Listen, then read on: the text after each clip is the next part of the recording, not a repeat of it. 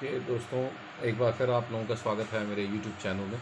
आज मैं आप लोगों के साथ डिस्कस कर रहा हूँ एक रेगुलर बेल की जजमेंट जो सेक्शन 8, 20, 25, 28, 29, 60 में रजिस्टर्ड होती है at police station NCB Chandigarh zonal unit. तो इस केस में होता क्या है कि जो पिटिशनर हैं जो आज अप्लाई कर रहे हैं रेगुलर बेल के लिए, उनका जो केस में इन्वॉल्वमेंट है वो डिस्क्लोजर स्टेटमेंट से हो जाता है। जो को अक्यूज्ड है, जो उनका साथी होता है, वो स्टेटमेंट दे बैठता है कि ये जो सारा सामान है, जो चरस पकड़ी गई है तकरीबन 3.8 किलो की, उसमें सारा इनका भी हाथ है। सो डिस्क्लोजर स्टेटमेंट के बेसिस पे उनका रोल एलिज्ड हुआ और उनका पकड़ लिया गया।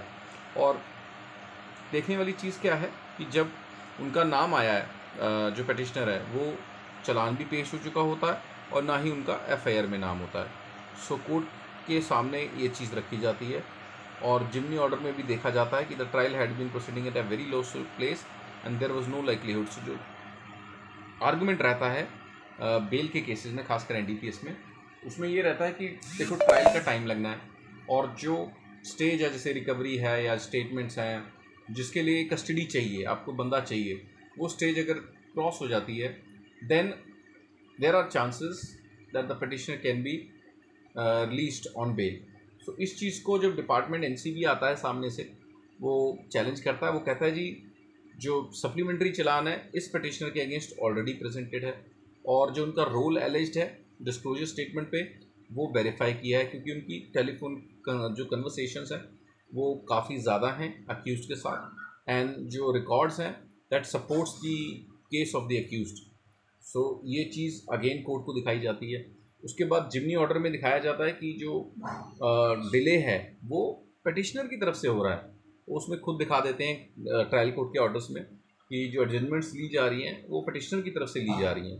सो कोर्ट सरप्राइजिंगली इस चीज़ को एक बार फिर संज्ञान लेती है। कोर्ट कहती है कि आप स्पीडी ट्रायल के लिए कह रहे हैं कि टाइम लग रहा है, बट डिले तो आपके एंड पे है। सो ये चीज़ें अगेंस्ट जाती हैं पिटिशनर की। सो कोर्ट को भी यही लगता है, this court would not be inclined to extend concession of bail. Court को इंटरेस्ट नहीं है बेल देने का जहाँ पे ट्रायल अच्छी तरीके से चल रहा है, बट आपकी वजह से जहाँ पे डिले हो रहा है it is because of your fault. So इस चीज़ को कोर्ट के संज्ञान में लिया जाता है और इस बेल पिटिशन को डिसमिस कर दिया जाता है। सो होप ये आपको जजमेंट समझ आई हो। मैं ऐसी वीडियोस बनाता रहूँगा आप लोगों के लिए। मेरे चैनल को लाइक सब्सक्राइब जरूर कीजिए। Thanks for watching.